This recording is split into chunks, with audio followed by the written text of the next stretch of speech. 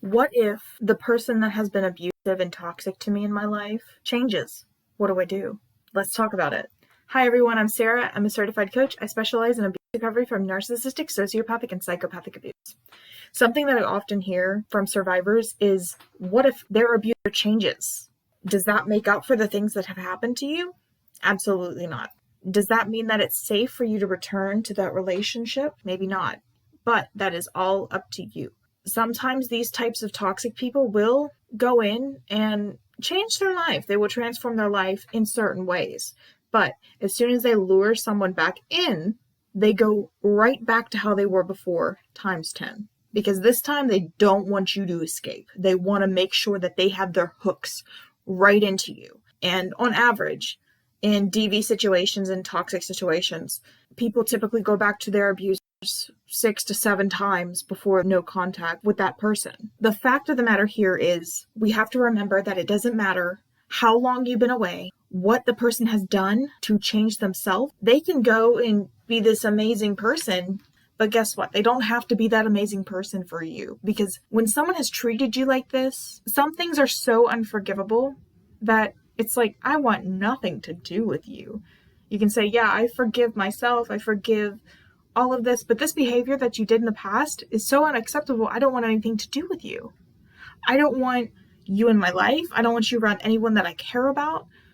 And that's 100% okay. Just because someone changed doesn't mean they really did. These people lie to professionals. They lie to anybody just so they can get what they want. They will manipulate and manipulate and manipulate because that's the only thing they know how to do. Eat, sleep, breathe, watch TV, and manipulate. Also gaslight. Can't forget that one. So if you're thinking about going back to an ex or a parent, remember, it's always your choice. The guilt is hard. The grief is hard, but it's not your only option. And it's 100% okay for you to be on your own. It's terrifying. It's scary. Having no support from your family or from a relationship is terrifying, but you have to think about this. Did you have support from them to begin with? Most likely no. If anything, you were supporting them. You were self-sacrificing. You were carrying the entire relationship on your shoulders by yourself, trying to pull it up through the mud. And they didn't show a single ounce of gratitude, respect, care for you. And if they did, it was often part of their love bombing. Make sure to remember that people are allowed to change, and we are allowed to say, hey, I'm glad that you changed. I'm proud of you. I truly am. But I don't think you are part of my continuing life story. You are no longer needed. I have grown. Goodbye. You don't have to sit there and accept someone because they change. Don't ever let anyone pressure you because of that. And if someone's crying to get you back, no. I know we have empathy and we are very caring people. We look at that and we're like, oh, they feel so bad. I wouldn't want to feel like that. No, we have to shut that off and say, hey, I understand that. We got to think with our gut. Trust that feeling. If you're like, no, I can't do this, but your heart and your brain's like, oh, maybe I can, maybe they really did change and I can really make this work. No, it's something that we have to really think about and never make rash decisions just right then and there. If you need time to process everything, take time to process. Don't just react, because you don't want to make yourself fall into something that is not beneficial for you.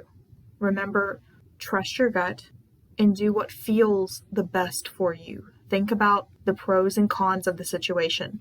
What is going to benefit me? Remember all of the things that have happened in the past.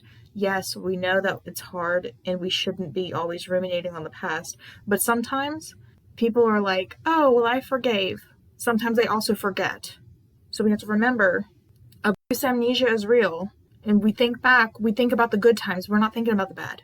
We got to remember that, yeah, okay, I got to sit down. I got to look pros and cons. How is this person in a relationship with me? Okay, they did this, this, and this, and this bad.